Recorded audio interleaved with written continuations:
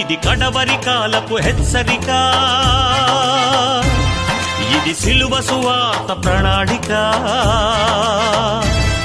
ఇది కడవరి కాలపు హెచ్చరిక,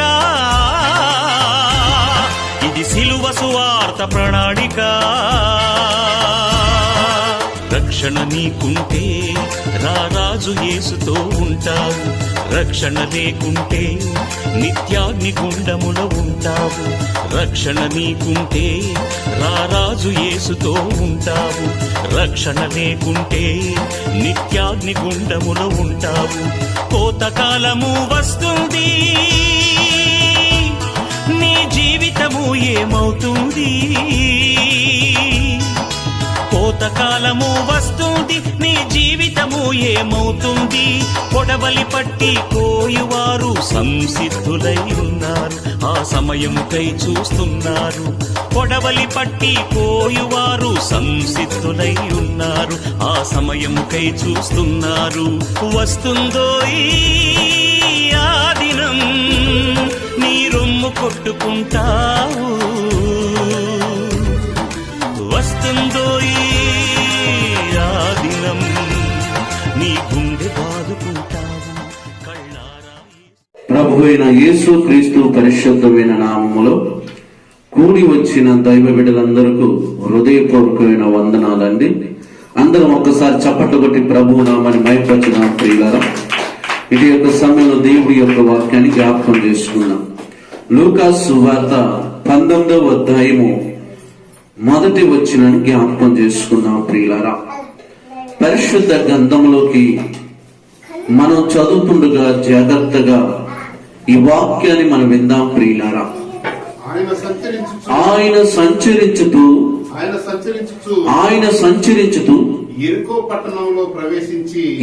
పట్టణంలోకి ప్రవేశించి దాని గుంట పోచుండెను. ఇదిగో సుంకపు గుత్తాదారుడును ధనవంతుడైన జక్కయ్య పేరు గల ఒకడు యేసు ఎవరో అని చూడగోరును గాని పొట్టివాడైనందున జనులు గుంపు కూడి ఉండుట వలన చూడలేకపోయాను. చాలు ప్రియులారా, ఈ యెరికో పట్టణాన్ని గురించి, ఈ జక్కీ గురించి, క్రీస్తు ప్రభుని గురించి ఈ ఆదివారం ఈ వాక్య సందేశాన్ని జాగ్రత్తగా మనం విందాం ప్రియులారా. యేసు గలిలయ, యెరూషలేము, బెత్లెహేము, నజరేతు అనేకమైన ప్రాంతాలు, అనేకమైన గ్రామాల్లోకి ఆయన కాలునడకతో వెళ్ళి దేవుని యొక్క వాక్యాన్ని బోధిస్తూ ఆయన దగ్గరికి వచ్చిన ప్రతి ఒక్కరిని కూడా స్వస్థపరచుతున్నాడు. ఆయన దగ్గరికి వచ్చిన ప్రతి ఒక్కరిని కూడా ఆదరిస్తున్నాడు. ఆయన దగ్గరికి వచ్చిన ప్రతి ఒక్కరు కూడా బలపరుచుతున్నాడు.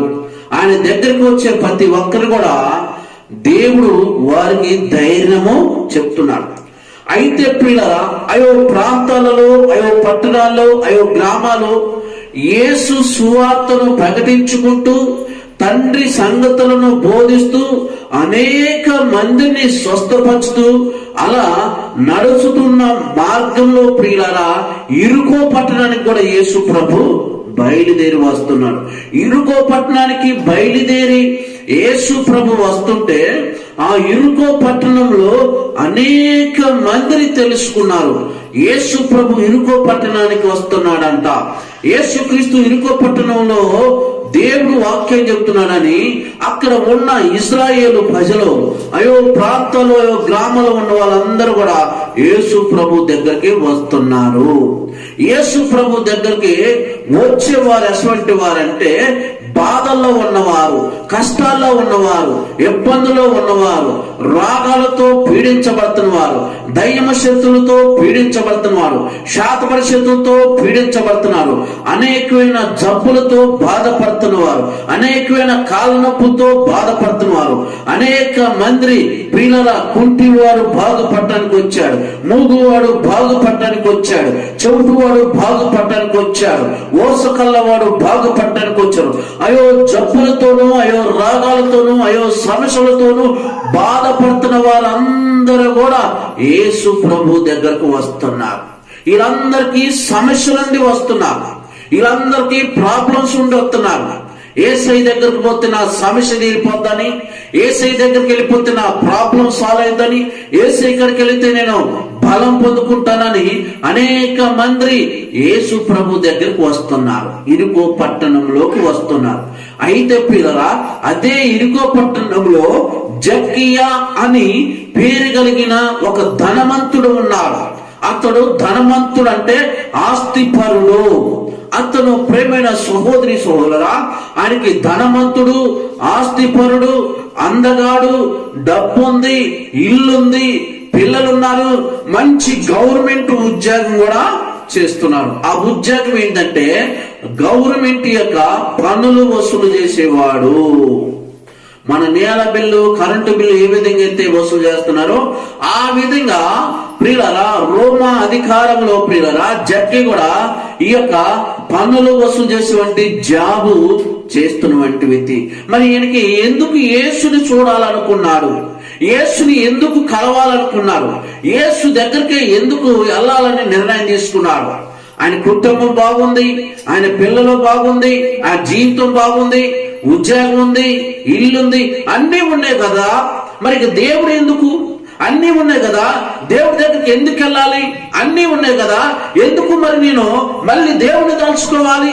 కష్టం వస్తే దేవుడి దగ్గరికి వెళ్ళాలి, బాధ వస్తే దేవుడి దగ్గరికి వెళ్ళాలి, రోగం వస్తే దేవుడి దగ్గరికి వెళ్ళాలి, మనశ్శాంతి లేకపోతే దేవుడి దగ్గరికి వెళ్ళాలి. ఇప్పుడు నాకు అన్ని బాగున్నాయి కదా, అన్ని మంచిగా ఉన్నాయి కదా, అన్ని అవయాలు బాగున్నాయి కదా, నా శరీరం బలంగా ఉంది కదా, నేను అందరి విషయంలో చక్కగా ఉన్నాను కదా, ఎందుకు నేను దేవుణ్ణి చూడాలి, యేసుని ఎందుకు కలవాలి అని ప్రియులరా జక్కీ ఎందుకు అనుకున్నాడు? ఒక్కసారి ఆలోచన చేయండి. ఇప్పుడు నేను చెప్పిన ప్రతి మాట యేసుని కలుసుకోవాలంటే ఆ రోజుల్లో చాలా మంది వాళ్ళ సమస్యను బట్టి కలుసుకున్నారు. మరి జక్కీకి ఏ సమస్య లేదు కదా, ఏ ప్రాబ్లమ్స్ లేదు కదా, మరి యేసుని ఎందుకు కలుసుకోవాలనుకుంటున్నాడు?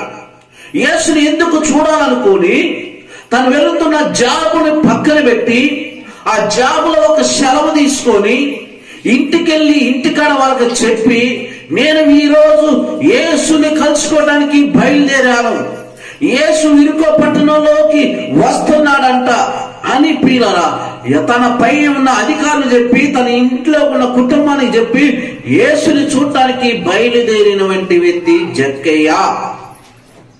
జక్కయ్య బయలుదేరి యేసు ప్రభు దగ్గరకు వచ్చేకల యేసు ప్రభు చుట్టూ జన సమూహం ఉన్నదన్నమాట. యేసు ప్రభు దగ్గర అనేకమైన ప్రజలు ఉన్నారన్నమాట.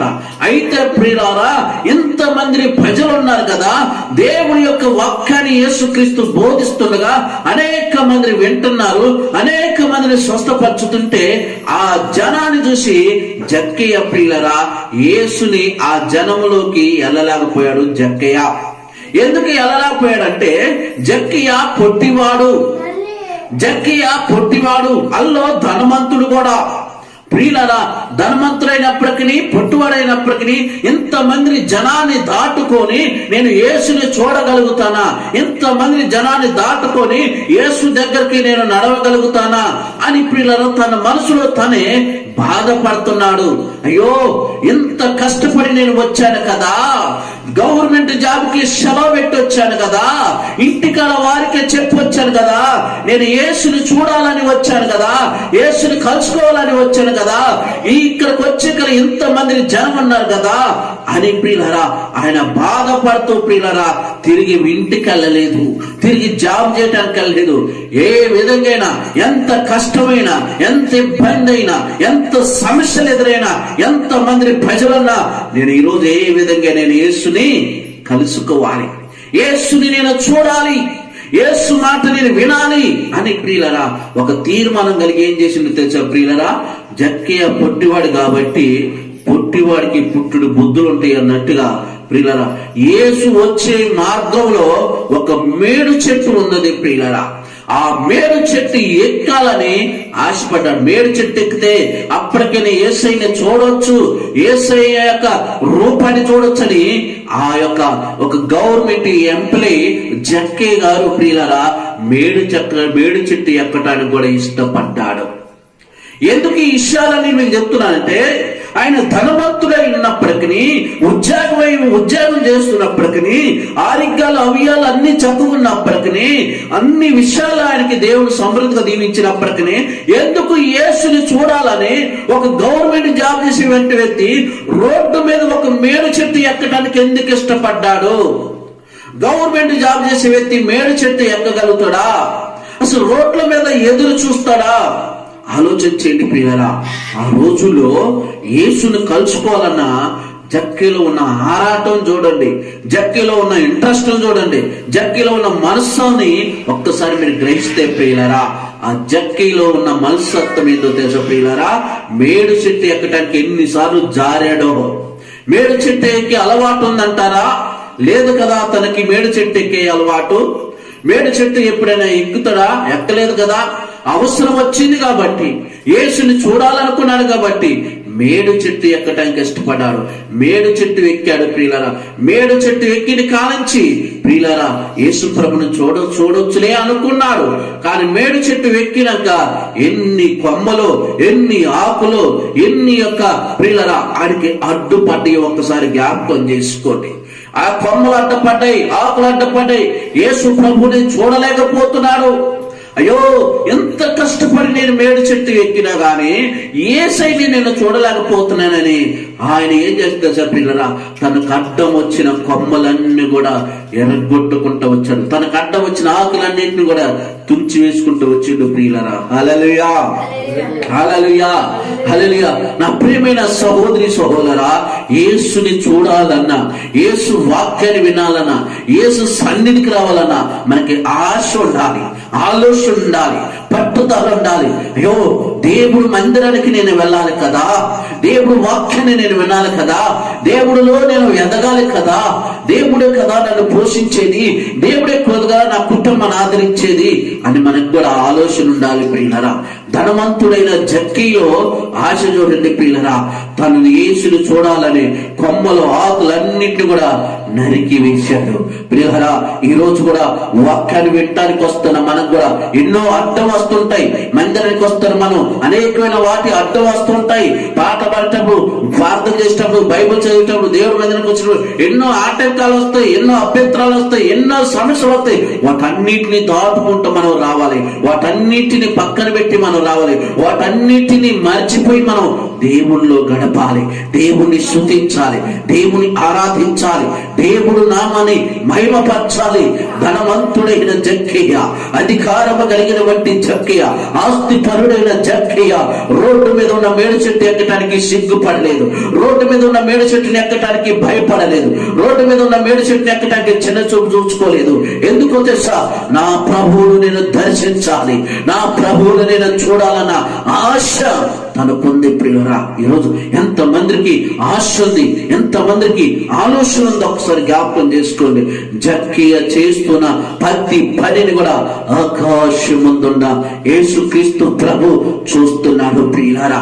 జక్కయ్య చూస్తే చాలు అనుకున్నాడు, జక్కీని ఆయన రూపాన్ని చూస్తే చాలు అనుకున్నాడు. కానీ జక్కీలో ఉన్న తీర్మానాన్ని బట్టి, జక్కీకుని యొక్క పట్టుదల బట్టి, జక్కీ తీసుకున్న నిర్ణయం బట్టి యేసు ప్రభువే జక్కయ్య దగ్గరకు వచ్చాడు. చెప్పడబడదామా ప్రియులారా? జక్కయ్య యేసు ప్రభు దగ్గర పోవటం కాదు, జక్కయ్య దగ్గరికి యేసయ్య వచ్చాడు ప్రియులారా. ఆ మేడు చెట్టు దగ్గరికి వచ్చి జక్కయ్యని పిలుస్తున్నాడు ప్రియులారా. జక్కయ్య వచ్చి యేసు ప్రభుకు తెలియదు కదా, జక్కయ్య కూడా తెలియదు యేసు ప్రభు నా దగ్గరకు వచ్చి పేరు పెట్టి నన్ను పిలుస్తాడని జక్కయ్య కూడా ఊహించలేదు, యేసు ప్రభు కూడా తెలియదు. అయినప్పటికీ ప్రియులారా, మానవ హృదయాలను విరిగిన వంటి యేసుక్రీస్తు ప్రభువుకు ప్రతిదీ తెలుసు. ఏ మనిషిని ఎలాగా బలపరచాలో, ఏ మనిషిని ఎప్పుడు తన యొక్క సన్నిధికి నడిపించుకోవాలో, తన మనసుల యొక్క బాధలో నుంచి వారిని విడిపించాలో, వారి సమస్యల నుంచి విడిపించాలని దేవుడికి తెలుసు. జక్కయ్య వచ్చింది పిల్లల దేవుడు చూస్తున్నాడు, మేడు చెట్టు ఎక్కేది దేవుడు చూస్తున్నాడు, కొమ్మలు నరికేది దేవుడు చూస్తున్నాడు, ఆకులు నరికేది చూస్తున్నాడు. ఈ అంతా చూస్తుంది ఎవరంటే ప్రభు అయిన యేసుక్రీస్తు ప్రభు. జక్కయ్య పడిన కష్టానికి, జక్కయ్య పడిన ప్రయాసకి పిల్లల ఆకాశమందున్నట్టు యేసుక్రీస్తు ప్రభు ఆ మేడు చెట్టు కరకు వచ్చి చెప్తున్నాడు, జక్కయ్య త్వరగా దిగిరా, నేడు నీ ఇంటికి నేను రావలసి ఉన్నది అన్నాడు. ప్రియులారా, జక్కి ఎక్కేటప్పుడు ఎంత కష్టపడి ఎక్కాడు గాని, ఎన్ని ఇబ్బందులు పడి ఎక్కాడు గాని, తన కాళ్ళని ఎంతగా దెబ్బలు తగిలినో, తన ఈపంతా తన నడిపంతా ఎంత దెబ్బలు తగిలినో గాని, ప్రియులారా, ఎక్కేటప్పుడు ఎంత కష్టం ఎక్కిన గాని, దిగేటప్పుడు తన ముఖములో సంతోషంగా దిగాడు. ప్రియులారా, నేడు నీ ఇంటికి నేను రావలసి ఉన్నదన్నాడు. ప్రియులారా, అన్నప్పుడు ప్రియులారా ఒక్కసారి జక్కి స్టన్ అయిపోయాడు. అంతమంది ప్రజలను విడిచిపెట్టి, అంతమంది జన సమూహాన్ని విడిచిపెట్టి, అంతమంది వారి యొక్క కష్టాలు చెప్పుకున్న వారందరూ విడిచిపెట్టి నా దగ్గరికి ఎందుకు వచ్చాడు ప్రభు? నన్నే పేరు పెట్టి ఎందుకు పిలిచాడు? నేను ఏ రోజైనా గుడికి పోయినోని కాదు కదా, ఏ రోజైనా నేను ప్రార్థన చేసిన వాడిని కాదు కదా, ఏ రోజైనా నేను పాట పాడిన వాడిని కాదు కదా, ఏ రోజైనా యేసు ప్రభు గురించి నాకు తెలియదు కదా, అయినప్పటికీ నన్నే పేరు పెట్టి పిలిచి నా దగ్గరికి వచ్చాడంటే ఈయన కరుణామయుడు, ఈయన దయామయుడు. ఎంతో మందిని స్వస్థపరిచాడు, ఎంతో మందిని బలపరిచాడు, అనేకమైన రోగముల నుంచి విడిపించాడు, అనేకమైన దయ్యములను పారగొట్టాడు. ఈయన సర్వాధికారమైన దేవుడు, ఈయనే దేవుడి కుమారుడైన యేసుక్రీస్తు ప్రభు అని తన హృదయంలో అనుకొని ఏం చేశాడు తెలుసా ప్రియులరా? యేసు ప్రభుని చూస్తున్నాడు, తన ముఖంలో ముఖం పెట్టి ప్రియులరా. అప్పుడు జక్కయ్య చేసిన పొరపాట్లని తన అంతరాత్మ నుంచి ఒకటంతో ఒకటి బయటకు వస్తుంది. ప్రభా, నేను పాపినయ్యా, ప్రభా నేను పాపిని, నేను గవర్నమెంట్ యొక్క పన్నులు వసూలు చేసే వాడినయ్యా, అమాయకులైన ప్రజల మధ్య ఉన్నాను, అమాయకుల ప్రజల మధ్యలో నేను ఇగో 2 4 తీసుకునేవాణి, డబ్బులు ఎక్కువగా వసూలు చేసేది, తప్పుడు లెక్క చేసేది, వాళ్ళు మోసం చేశాను, వాళ్ళు అన్యాయం చేశాను, డబ్బుకు కక్కుర్తి పడి, డబ్బుకు ఆశపడి పరుగులెత్తాను. ఈరోజు నీ మాటలు విన్నప్పుడు, నిన్ను నేను చూసినప్పుడు నా అంతరాత్మ చెబుతుంది, నేను చేసిన ప్రతి పాపము నాకు గుర్తు చేస్తుంది. ఎవరికారైతే నేను ఎవరినైతే మోసం చేశానో, ఎవరినైతే అన్యాయం చేశానో, ఎవరికారైతే నేను దోసుకున్నానో, ఎవరినైతే డబ్బులను పీడించి పిండి చేసి మోసం చేశానో, తిరిగి వాళ్ళకి 2 తీసుకున్న వాళ్ళక్కడ 4 ఇస్తాను, 4 తీసుకున్న వాళ్ళక్కడ 6 ఇస్తాను అని, నా ఆస్తి కూడా సగం పేదలకు ఇస్తానని తీర్మానం చేసుకున్నాడు. ప్రియులారా, జక్కయ్య గారికి యేసు ప్రభు చెప్పలేదు, నువ్వు తప్పు చేశావు నాయనా, డబ్బులు తప్పు లెక్క చేశావు, డబ్బులు నువ్వు ఒక అనేకమైన బిడ్డల కాడ దోసుకున్నావు, అనేక మందిని మోసం చేశావని యేసు ప్రభు నోరు తెలిసి జక్కయ్య చెప్పలే. కానీ యేసు ప్రభు ఎదుట నిలబడ్డప్పుడు తను రహస్యమందు చేసిన ప్రతి పాపం కూడా తన అంతరాత్మలో నుంచి బయటికి పెట్టేశాడు జక్కయ్య. నేను ఎవరినైతే మోసం చేసిన వాళ్ళకి తిరిగిన యొక్క సంపాదన ఇస్తాను, నా పేదలకి నా సగం ఆస్తి పేదలకు ఇస్తాను. చూడండి ప్రియారా, దేవుడు అంటే ఏంటో తెలియదు, ప్రార్థన అంటే ఏంటో తెలియదు, వాక్యం అంటే ఏంటో తెలియదు, యేసుప్రభు గురించి తెలియదు. అయినప్పటికీ ఏంటి ఇంత నిర్ణయం తీసుకున్నాడు? ఏంటి ఇంత తీసుకున్నాడంటే, మిగిలి ఉన్న జీవితం కొద్ది కాలమే, ఈ భూమి మీద బతికే జీవితం కొద్ది కాల జీవితమే కదా. ఈ కొద్ది కాల జీవితంలో ఎవరిని మోసం చేసినా, ఎవరికాడ దోసుకున్నా, ఎవరికాడ అన్యాయం చేసినా, రేపు ఒక రోజు అది మనకి కీడే జరిగింది, ఒకప్పుడు మనకి అది కీడుగానే మార్చింది. ఈరోజు మనం డబ్బు సంపాదించడం కొరకు, ఆస్తులను సంపాదించుకోవడం కొరకు, బ్యాంక్ బ్యాలెన్స్ ను సంపాదించుకోవడానికి, స్థలాల మీద స్థలాలు, ప్లాట్ల మీద ప్లాట్లు, ఇల్లుల మీద బిల్లులు, అలా కట్టుకుంటూ పోతూ, దోసుకుంటూ పోతూ, మోసాలు చేసుకుంటూ పోతే ఏదో ఒక రోజు ఈ భూమిని ఇచ్చిపెట్టి వెళ్ళిపోవాలి కదా. ఎందుకు వాళ్ళ యొక్క నోటు మాట ఆరిపోసుకుంటున్నారు? జక్కీకి అర్థమైపోయింది, నేను మోసగాన్ని, నేను దొంగని, నేను సొమ్ముకు ఆశపడి, సొమ్ముకు కక్కుర్తిపడి అమాయకులు ప్రజల కన్నా నేను దోసుకున్నాను. వాళ్ళ సంపదతోనే ఈరోజు నేను ఇల్లు కట్టుకున్నాను, ఆ సంపదతోనే నా పిల్లల్ని చదివిస్తున్నాను, ఆ సంపాదనతోనే నేను అనుభవిస్తున్నాను. కానీ ఆ సంపాదన ద్వారాగా ఎంతమందిని నష్టపోయారు, ఎంతమందిని బాధపడుతున్నారు, ఎంతమందిని దుఃఖపడుతున్నారు, ఎంతమందిని ఏడుస్తున్నారు, ఎంతమందిని అల్లోటిస్తున్నారు. ఈరోజు నేను మోసాలు చేసి సంపాదించాను కదా, దొంగ లెక్కలు చెప్పి నేను డబ్బులు సంపాదించాను కదా అని జక్కీకి అర్థమైపోయింది. జక్కీకి అర్థమైపోయింది, తన పాపాలను ఒప్పుకుంటున్నాడు, తను పశ్చాత్తపడుతున్నాడు. నేను తెలుసో తెలియకో నేను పొరపాట్లు చేశానయ్యా, తెలుసో తెలియకో నేను మోసం చేశానయ్యా, తెలుసో తెలియకో నేను అన్యాయం చేశానయ్యా. నా జీవితంలో ప్రియులారా నాకు మనశ్శాంతి లేదు, నాకు మనశ్శాంతి లేదయ్యా. నాకు జాబ్ ఉంది, నాకు ఇల్లు ఉంది, పిల్లలు ఉన్నారు, పలుకుబడి ఉంది, అన్నీ ఉన్నాయి, అయినప్పటికీ నాకు మనశ్శాంతి లేదు, నా మనసుకు నెమ్మది లేదు. పేరుకి నేను గవర్నమెంట్ ఎంప్లాయ్ జాబ్ చేస్తున్నాను, పేరుకి మంచి బంగ్లాలో ఉంటున్నాను, పేరుకి మంచి ఫ్యామిలీ ఉంది, మంచి బిడ్డలు ఉన్నారు, మంచి ఆస్తి పొరను అన్నిటికన్నీ సంపూర్చుకున్నాను. అయినా ఎందుకు నా జీవితంలో మనశ్శాంతి లేదు, నా జీవితంలో నెమ్మది లేదు, నా జీవితంలో సంతోషం లేదు. ఉండటానికి డబ్బు ఉంది, ఉండటానికి బంగారం ఉంది, ఉండటానికి బిల్లు ఉంది, ఉండటానికి భార్య ఉంది, ఉండటానికి పిల్లలు ఉన్నారు, ఉండటానికి పెట్స్ ఉన్నారు, ఉండటానికి సిరి సంపదలు అనుభవిస్తున్నాను. అయినా నా జీవితంలో మనశ్శాంతి లేదు ప్రియులారా. దేవుడు చెప్తున్న మాట ప్రియులారా ఒక్కసారి మనం జ్ఞాపకం చేసుకోవాలి. ఈరోజు ప్రియులారా ఎందుకు ఈ విషయాలు చెప్తున్నానంటే ప్రియులారా జక్కయ్య జీవితంలో ప్రియులారా అన్ని నష్టాలు ఎదుర్కొన్నాడు. ఈరోజు ఈ వాక్యం వింటున్నా ఒక్కసారి జీవితం జ్ఞాపకం చేసుకో. మనిషి బతికే 70-80 సంవత్సరాల జీవితంలో దేవుడిచ్చిన చక్కని కుటుంబాన్ని, దేవుడిచ్చిన చక్కని పిల్లలని, దేవుడిచ్చిన మనకి ఏ పని అయితే ఇచ్చిండో, ఏ వృత్తి అయితే మనం చేస్తున్నాం, దాంట్లో మనము మన కుటుంబాన్ని, మన పిల్లల్ని మనం ఎంత జాగ్రత్తగా మనం చూసుకుంటున్నాం. మనం ఎవరిని మోసం చేసినా మళ్ళీ మనం మోసపోతాం. ఎవరినైతే మోసం చేస్తున్నాం తిరిగి ఎవరి చేతులైనా మనం మోసపోతాం. ఎవరికైతే దోసుకోవాలనుకున్నారో మన కాడ కూడా దోసుకుంటారు ప్రియులారా. ఒకరికి మేలు చేస్తే మనకి మేలు జరిగింది, ఒకరికి కీడు చేస్తే మనకి కీడు జరిగింది, ఒకరికి మంచి చేస్తే మనకి మంచి జరిగింది ప్రియులారా. పరిశుద్ధ గ్రంథం ఎంత స్పష్టంగా తెలియపరచబడుతుందో ఇటు యొక్క సమయంలో వాక్యం వింటుండగా నీవు ఒక్కసారి ఆలోచన చేయాలి ప్రియులారా. జక్కయ్య చేసిన ప్రతి పాపాలన్నీ ఒప్పుకొని పశ్చాత్తపడి ఏడుస్తుంటే ప్రియులారా అప్పుడు యేసు ప్రభు అన్నాడు, నీవు అబ్రహాము కుమారుడివే, నేను నీ ఇంటికి రక్షణ వచ్చింది. అంటే అప్పుడు దాకా ఇంటికి రక్షణ లేదు, అప్పటిదాకా ఆ ఇంటికి దేవుడు తోడు లేదు, అప్పటిదాకా ఆ ఇంటికి ఆ దేవుడి యొక్క సమాధానం లేదు, అప్పటిదాకా ఆ దేవుడి యొక్క ఆ ఇంటికి నెమ్మది లేదు.